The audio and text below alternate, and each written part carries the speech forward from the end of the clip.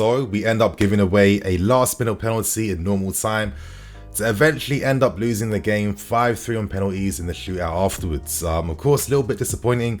The concentration fell a little bit near the end. I thought the referee was maybe a tiny bit harsh with the penalty decision. However, I guess by the letter of the law, that is a penalty, and it did come off the elbow of Chalobah. But at the same time, there was a ton of details to take down and consume in this game today. We saw debuts made by a certain special player that all of us have been waiting to see. We saw a lot of shots, a lot of decent moments, and for me, most importantly, we saw two completely different lineups used by Thomas Tuchel, naturally of course during pre-season, but the difference was each team played in a completely different way to the others. So, wow, a lot of things to consume in this match review. I hope you guys are enjoying the dedication and the work rate shown during this pre-season, you guys, because I'm a very tired boy at this point in time. As you can see, I have to feel comfortable if I'm going to be recording at like nearly 4 AM in the morning. So hope you guys enjoy, and without wasting any more time, I'm going to break this review down into part A and part B. Of course, let's start things with the first half, and we saw a completely different lineup, of course, starting the game. We saw Hudson-Odoi playing as a right wing back in this game, Reece James playing as a right centre back, and it reminded me of something that Matt Law said. He said that if Koundé does end up being signed, there's a real possibility that he may end up starting the first few games of the season playing as a right wing back, with Reece James playing as a right centre back behind him. Now, there could be some reasoning behind this tactically. For example, maybe Tuchel feels like it's an easier way for Koundé to acclimatise to not only the Premier League, but the demands set by the manager. And I guess it could give an opportunity for Reece James and Koundé to learn those wide rotations that would be very important if Koundé, of course, does end up signing as the new season does go on. On top of that, we saw Michy Batshuayi up front, Pulisic and Ziyech on the wings as well, plus a lot of other players filling up the team as well too. So, to start things off, I think it's best to start with Charlotte FC. Of course, their fans are very passionate and very happy today. Big opportunity playing against one of the champions of Europe as well too, and I feel like their players were definitely fit for the occasion today. They play with some bravery. Every time they attack, they had men, tons of men flooding the books. I felt like maybe they gave us a lot of spaces out wide in that first half in particular. We were able to pick them off time and time again in that sense, but they showed a lot of industry and a lot of energy. And to be honest with you, in that first half, we should have absolutely wrapped this game up by scoring more than one goal. So I'd say one of the big negatives of the first half is the fact that it really felt like I was watching a training game, if I'm being honest with you. Players were taking shots many where they wanted to take shots from. A lot were on target at times, but most weren't as threatening, just literally just hitting the goalkeeper. So it did remind me that this is a pre-season game I'm watching. I can't hold the standard and quality too high at this point in time. But, I saw a ton of shots coming from your Hakim Ziyech, Pulisic, Michy Batshuayi, who will always take a shot off whenever he has the opportunity to do so, plus Kovacic and many as well too. But I guess in terms of maybe players that stood out for me in that first half, I'd say Hakim Ziyech, he looked dangerous, Pulisic as well too. And with Ziyech, I'm going to focus on him right now. What I liked about Ziyech, the danger he brought in the first half, was the positions he was receiving the ball in. A lot of times he was interchanging with Pulisic down the left-hand side and the right-hand side. And by using that wing-back system, I feel like weaker teams really struggle to close the spaces down quickly enough. The wing-backs constantly have free space to receive and do what they want. When you have Ziyech and Pulisic, of course, just receiving in the half spaces, just like outside of the opponent's fullbacks, that's going to free up space for the wing-back, and that gives us opportunities to play balls in behind, balls into the box, all for players to literally cut inside and run in. So we saw that from Ziyech today, who kind of epitomized that. And I thought he looked quite dangerous. Of course, at times he gave the ball away, as typical as Ziyech, but in terms of some of the crosses inside the box, the movement in between the lines, etc., it was decent. But moving on, I thought Pulisic as well too. Naturally, playing in front of American fans that, of course, be very excited to see him.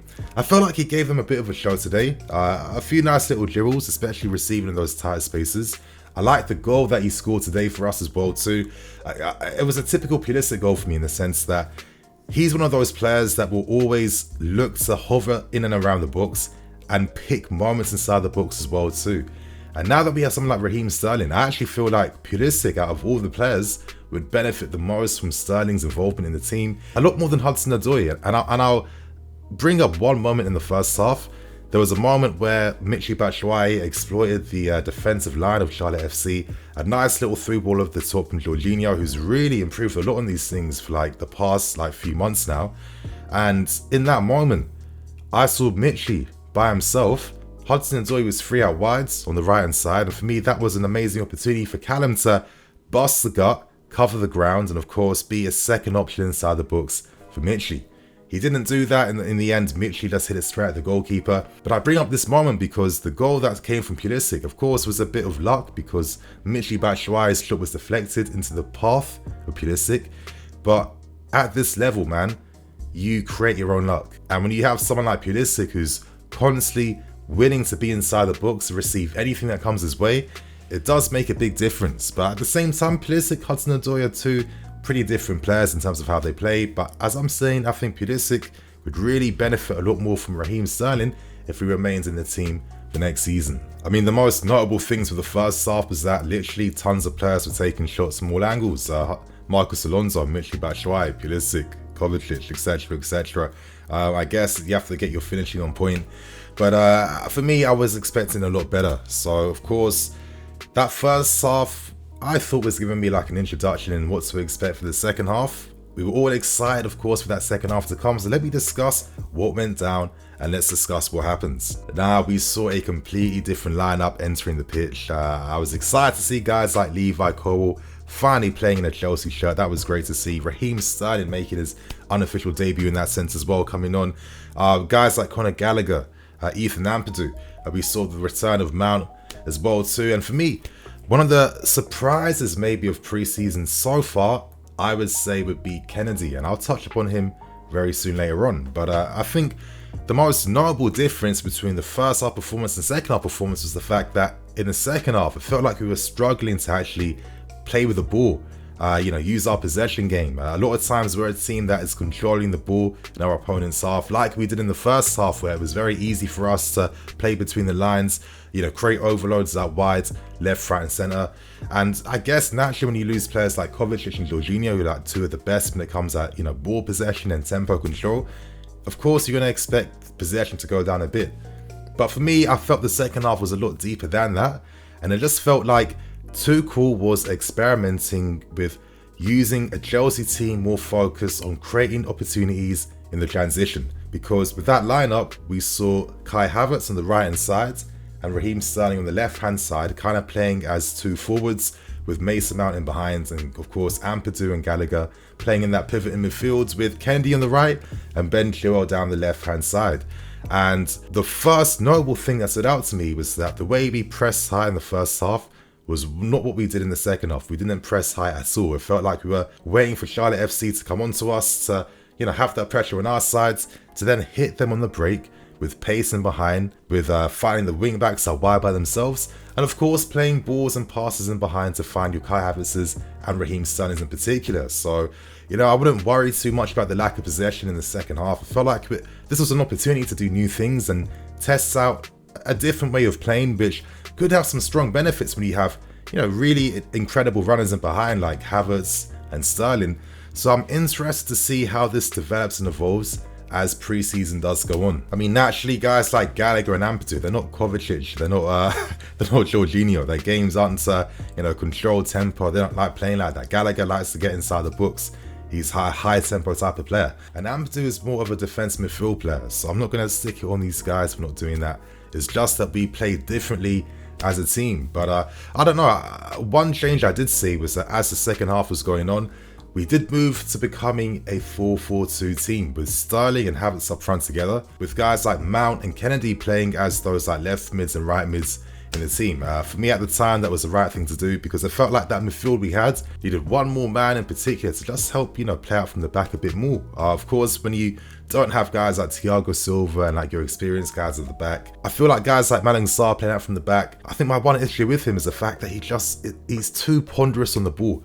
He's one of those guys that by the time he releases the pass, you're encouraging your opposition to close down certain angles and to press your teammates. He needs to play a lot faster, and I haven't seen an improvement in that at this point in time. So you combine all these details, you can understand why the possession fell down a little bit more. But moving on to some of the players that stood out, of course, let's talk Raheem Sterling who made his debut for us. Now, I thought this was a good debut from Sterling, and for me, it was definitely worth staying up to see what he was doing. Of course, one notable thing about his game was the electric pace in behind.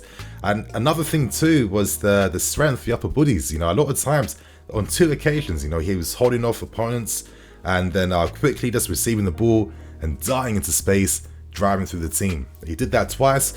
One in particular came from a Malang Sarr pass, who beautifully cushioned that ball down. It was literally blasted at him, held off his man, and boom, just went diagonally into that space, man. It was sick to see. And of course, we can't forget that moment where he was 1v1 with the goalkeeper, as you guys have seen on screen. Great weighted pass from Havertz. Havertz can play passes like this, give him the type of teammates around him to benefit from that. And I thought Sterling was quite lucky in the end, of course, that effort didn't go into the side of the net. And yeah, just throughout the game, we were seeing examples of how, you know, those like diagonal runs, those curve runs, those that pacing behind, how effective that can be for our team for next season. And of course, it was nice to see him score his penalty in that shootout. Very effective, very confident. This was a very promising debut from Raheem Sterling, and I'm hoping to see a lot more coming from him as well too. But, you know, of course, I'd say maybe another surprise player that really kind of stood out to me was Kennedy. Now, I've always felt like Kennedy has been criminally misused at this club. He's a right winger. He's a guy whose game is about cutting inside on his left foot and blasting balls in the back of the net and dribbling and affecting the game from that side. Playing this like right wing back role gets the best out of his game. He has to improve a lot more defensively for me, but in terms of the brightness, the positivity with how he played, a few little errors. I think one in particular, he played a really poor pass to Conor Gallagher. He wanted to, you know, hit that ball first time, but the ball was bubbling off the field, and that's not helping your teammates. But other than stuff like that, he played a nice ball outside of the boot. He was looking to run at his man, cutting inside, a few nice skills here and there. He's definitely someone maybe who could be a surprise package as pre-season does go on, so he definitely did stand out and look quite promising. But still though, you guys, we didn't have as many opportunities throughout this game today. I think some efforts from Mount, a few half chances, one from Sterling as well too, with Conor Gallagher playing a nice ball across the box to find him on the opposite side. But you're hoping that we're going to win this game 1-0 and get ready for Arsenal. But a poor stopping penalty at the end. And then we lose the penalty shootout with Conor Gallagher actually having a really terrible penalty, which cost us and Charlotte FC. I mean, wow, you know, some of the penalties they scored, and even the way, of course, how they even brought the game into the penalty shootout. Young, I think 16, 17-year-old Moreno, what an introduction he made. Yeah, it was kind of mad. So, you know, happy for the Charlotte FC fans. It's not every day you get to play against us. But for me, you know, there's a lot more bigger things to take from this game. I'm going to maybe be a bit more critical with how we play against Arsenal for like derby reasons, but I wouldn't worry too much about a game like this. There's a bigger picture we need to have as a fan base. So you guys, that was how our game went down against Charlotte FC. Share your thoughts and opinions, and of course, see me tomorrow to break down the latest news with our club. So on that note, I'm the EFC, this is BlueLionsTV. I'll catch you guys later with some more videos. Cool.